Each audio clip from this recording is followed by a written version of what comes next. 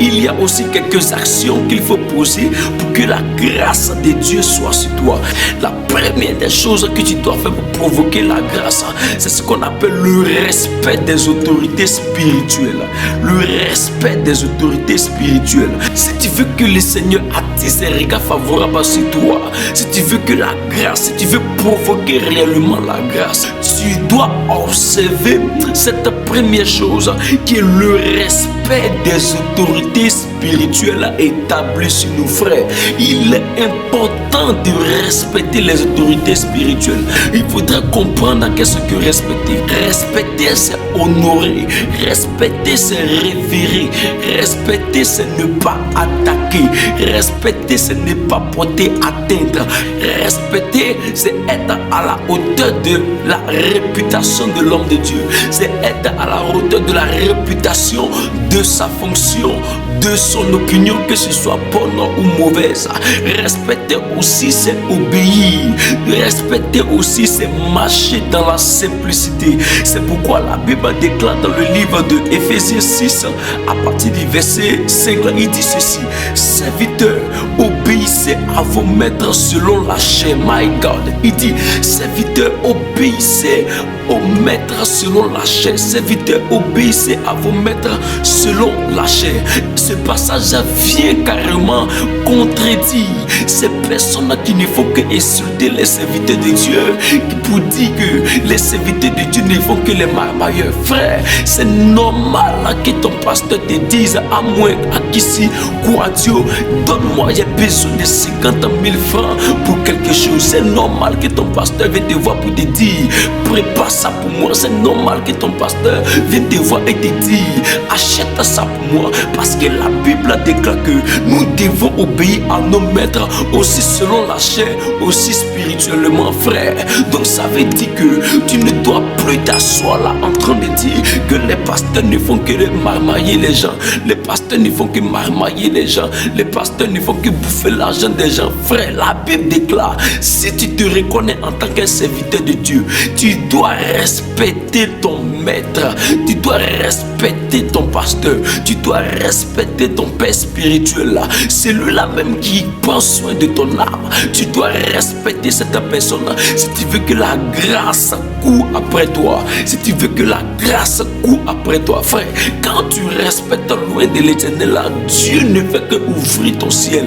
Quand tu respectes loin de l'Éternel, Dieu ne fait qu'élargir ton ciel. Dieu ne fait qu'élargir la dimension. Dieu ne fait qu'élargir le champ dans lequel tu dois opérer. Dieu ne fait qu'élargir l'onction dans laquelle tu vas travailler, frère. Donc arrête de dire que ton père aime trop l'argent. S'il aime l'argent, c'est normal, parce que la Bible dit d'obéir selon la chair à vos maîtres. D'obéir selon la chair à vos maîtres. S'il dit quoi, Dieu, j'ai besoin de toi pour faire ça, c'est normal que tu viennes, c'est normal qu'il dise ça. Ne dis pas que ton pasteur te fatigue, frère. Selon la chair, il a besoin aussi de quelque chose. Dieu a mentionné selon la chair pour répondre à beaucoup de personnes, pour répondre à certaines personnes qui ont des mentalités bizarres dans l'église, frère. Si tu veux que la grâce court après toi, tu dois respecter ton pasteur, tu dois respecter loin de l'Éternel qui est établi sur toi. Il y a certaines personnes, le respect commence à partir de l'âge. Écoutez-moi très bien, le service de Dieu n'a pas d'âge. Donc le serviteur qui est établi au-dessus de toi, frère, laissons l'ego à côté et respectons le serviteur de Dieu qui est établi. Il y a certaines personnes même qui appellent le pasteur mon fils. My God, frère, il y a certaines personnes dans l'église qui appellent mon pasteur mon fils sous prétexte que ces personnes ne sont plus âgées que le pasteur. Écoutez-moi très bien, si vous voulez que la main de l'Éternel soit toujours sur vous, si vous voulez que la grâce de l'Éternel court après vous, ou bien si vous voulez provoquer la grâce, vous devez respecter les ouïes de l'Éternel. C'est la première des choses qu'il faut honorer. Il est très important de respecter les ouïes de Dieu. Vous savez pourquoi? Parce qu'il y a des prérogatives quand tu respectes un ouïe de l'Éternel. Le respect des ouïes t'ouvre des portes de la bénédiction. Écoutez-moi très bien. Le respect des ouïes t'ouvre les portes de la bénédiction. Le respect des ouïes t'accorde la sécurité à cause de leur onction. Le respect des ouïes te fait monter dans les hauteurs. Le respect des oins fait fructifier des biens. Quand tu respectes les oins, c'est accorder le respect à Dieu. Si tu observes ça, frère, tu es bien parti pour que la grâce te localise. La Bible déclare que celui qui reçoit un serviteur de Dieu en qualité de son titre reçoit automatiquement une onction de ce serviteur de Dieu. Là, frère, il dit, si tu reçois un prophète en qualité de prophète, tu reçois une onction de prophète. Si tu reçois un évangéliste en qualité d'évangéliste, tu reçois l'onction qui est sur sa vie. Donc quand tu respectes le oint de Dieu, il y a la bénédiction qui te suit, frère. Il y a l'élévation qui court après toi, frère. L'onction de cet homme de Dieu là t'apportera la sécurité. L'onction de cet homme de Dieu là t'ouvrira des portes. Voici le premier point que tu dois observer. Le deuxième point que tu dois observer, c'est le respect des parents. Le respect des parents biologiques. La Bible dit dans le même livre d'Éphésiens 6 à partir du verset 1, il dit: enfants, obéissez à vos parents selon le Seigneur, car cela est juste. Il continue au verset 2, il dit ceci: honore ton père et ta mère, c'est le premier commandement avec une promesse. Ça veut dire, quand tu honores ton papa, quand tu honores ta maman, il y a certaines personnes qui disent ma maman est sorcière, c'est pourquoi je lui manque de respect. Frère, même si ta maman est diable, tu n'as pas le droit de lui manquer de respect. Frère, tu as besoin d'honorer ta maman. Honorer ta maman ne veut pas forcément dire pratiquer ce qu'elle pratique. C'est deux choses différentes. Honorer ta maman, respecter ta maman, ça veut pas dire forcément d'être sorcier parce qu'elle est sorcière. Non, respecter ta maman, il faut l'honorer simplement. Honore ta maman, respecte ta maman, quel que soit ce qu'elle est, de la manière elle est. Respecte ton papa, quel que soit ce qu'il est, de la manière il est, parce que c'est un commandement qui est suivi. C'est un commandement qui est suivi de promesses.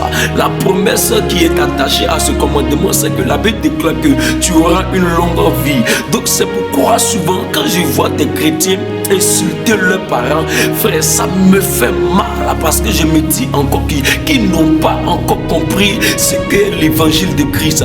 Ils n'ont pas encore compris le message que Christ est venu véhiculer sur la terre, par son passage sur la terre. Ils n'ont pas encore compris que la vie chrétienne, c'est une vie qui n'est pas comme les autres vies. C'est pourquoi quand je vois certains chrétiens manquer de respect à leurs parents, insulter les parents, calomnier les parents, apporter des jugements bizarres à l'égard de leurs parents, frère, ça fait mal. Même si tes parents sont sorciers, frère, c'est pas à toi de les juger, mais c'est au Seigneur de les juger. Tout ce qu'il te faut, c'est de les honorer. Donc c'est la deuxième des choses qu'il faut faire. Si tu veux que la grâce court après toi, voici la deuxième des choses qu'il faut observer pour que l'Éternel se manifeste dans ta vie.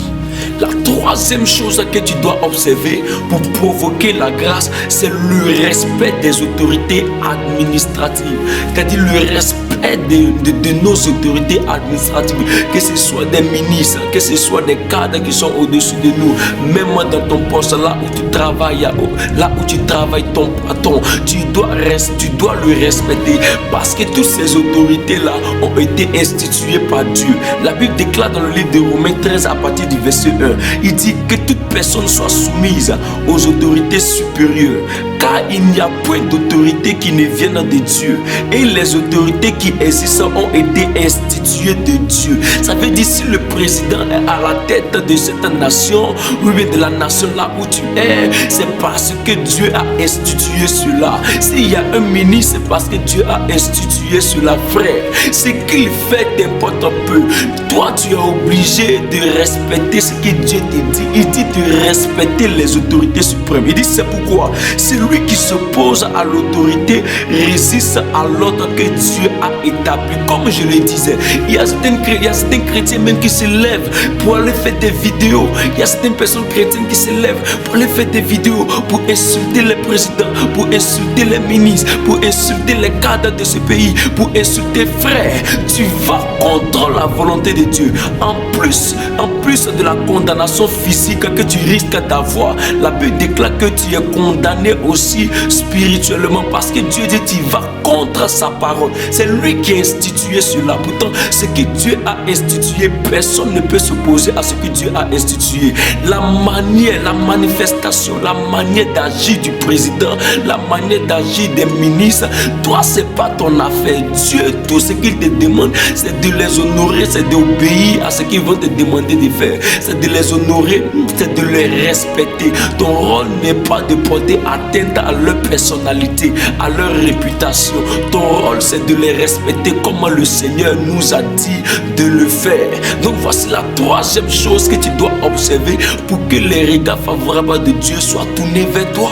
La quatrième des choses que tu dois savoir, c'est le respect de la conjointe ou du conjoint. Frère, la Bible déclare dans le livre d'Éphésiens 5 à partir du verset 33. Il dit du reste que chacun de vous aime sa femme comme lui-même et que la femme respecte son mari. Frère, si tu dis tu aimes ta femme, tu dois aussi la respecter. C'est pourquoi aussi à ce niveau, ça me fait très mal quand je vois certains hommes battre leurs femmes. Ça me fait très mal quand je vois certaines personnes lever les mains en train de battre la femme. Je me dis automatiquement que cette personne-là ne comprend pas ou bien ne connaît pas la portée spirituelle d'une femme. Oui, mais cette personne-là ne comprend pas ou bien ne connaît pas ce qu'une femme peut lui apporter. Frère, ça me fait mal quand je vois certaines personnes, certains hommes battre leurs femmes, certains hommes humilier leurs femmes, certains hommes se foutre de leurs femmes. Frère, ça fait très mal parce que l'Éternel a dit d'aimer sa femme. My God, d'aimer sa femme. Aimer sa femme, c'est la respecter. Il y a certains hommes qui se foutent de leurs femmes jusqu'à ce qu'ils partent encore prendre d'autres femmes dehors. Hey, écoutez-moi très bien, vous allez contre la volonté de Dieu. Et pour toutes ces personnes qui battent leurs femmes, sachez que vous serez jugés sévèrement. Vous serez jugés sévèrement parce que l'acte que vous posez là va contre la volonté de Dieu. Quand on aime une chose, on ne gâte pas cette chose. Quand on aime une chose, on ne gaspille pas cette chose. Quand on aime quelque chose, on ne se fout pas de cette chose. En d'autres mots, quand tu aimes quelqu'un, on ne cherche pas à nuire la personne. Quand tu aimes quelqu'un, on ne cherche pas à détruire la personne, mais au contraire, on cherche à protéger la personne. Frère, quand quelqu'un aime quelqu'un, il cherche à protéger. Mais pourquoi est-ce que tu bats ta femme? Pourquoi est-ce que tu humilies ta femme en public, sachant que tu dis tu l'aimes? Frère, c'est que tu ne l'aimes pas. Quand on aime quelque chose, on ne fait que chuchoter la chose. Quand on aime quelque chose, on ne fait que caresser la chose. Quand on aime quelque chose, on ne fait que prendre soin de la chose. Parce que c'est ce que Dieu a dit. Si tu aimes ta femme, frère, à partir d'aujourd'hui, pour toi qui m'écoutes, arrête de battre ta femme, sinon que tu vas recevoir une sentence venant de Dieu. Parce que celui qui porte une main à sa femme automatiquement attire une malédiction sur elle. C'est pas parce qu'elle est de sexe faible, comme on le dit aujourd'hui dans notre jargon, qu'on sera là en train de les battre. Si tu bats ta femme, qu'elle est dans un état de tristesse, frère, ta vie sera dans la tristesse. Si tu bats ta femme, si tu ne fais que maltraiter ta femme, tes affaires seront en train de se gâter. C'est pourquoi il y a certaines personnes qui ne reçoivent jamais la restauration dans leur travail ou bien la restauration dans ce qu'elles font. Pourquoi? Parce que ces personnes n'ont pas de maltraitent les femmes, se foutent de les femmes. Mais des personnes qui prennent soin de les femmes, my God, des choses ne font que s'ouvrir devant eux. Dieu ne fait que ouvrir des opportunités devant eux. Parce que la femme, quand tu l'aimes, elle prie pour toi. Quand tu l'aimes, quand tu la considères, elle dit Seigneur, protège mon mari là où il est. Seigneur, épargne-le. Seigneur, préserve-le des temps. Seigneur, préserve-le de ci. La femme, quand elle l'aime pour toujours. La femme, quand elle l'aime, c'est pourquoi la Bible déclare que la Bible n'a pas dit à la femme d'aimer. La Bible a dit à l'homme d'aimer. Vous savez pourquoi? Parce que la femme n'a pas problème avec l'amour. La femme n'a pas problème avec l'amour, mais c'est l'homme qui a problème avec l'amour. En ce qui concerne la femme, la Bible dit que la femme doit respecter son mari. Femme, tu dois respecter ton mari. Le fait que tu sois soumise n'est pas un signe d'esclavage pour toi. Non, je vais faire comprendre cela aussi aux hommes. Le fait que la femme soit soumise n'est pas signe d'esclavage. Femme, tu dois comprendre que le fait que tu sois soumise n'est pas signe de faiblesse. Le fait que tu sois soumise n'est pas signe d'esclavage, mais c'est une bénédiction et c'est une observation à la parole de l'Éternel. C'est pourquoi, femme, tu dois respecter ton mari, quel que soit ce qu'il est, même si c'est un soulard, tu dois le respecter, tu lui dois du respect, même si peut-être pour toi tu dis c'est un fainéant, tu dois le respecter. Femme, tu dois protéger ton mari. Femme, tu dois couvrir la nudité de ton mari. Il y a des femmes qui vont critiquer leur mari, calomnier leur mari chez les collègues. Femme, tu dois arrêter ça. Si tu ne veux pas que la malédiction de Dieu s'abat sur toi, femme, tu dois protéger ton mari et non divulguer sa nudité. Si tu ne veux pas que la malédiction de Dieu tombe sur toi, tu dois observer et tu dois protéger la nudité de ton mari. Le problème que la femme a endure, c'est le respect. C'est pourquoi la Bible n'a pas dit à la femme d'aimer, mais elle a dit à la femme de respecter.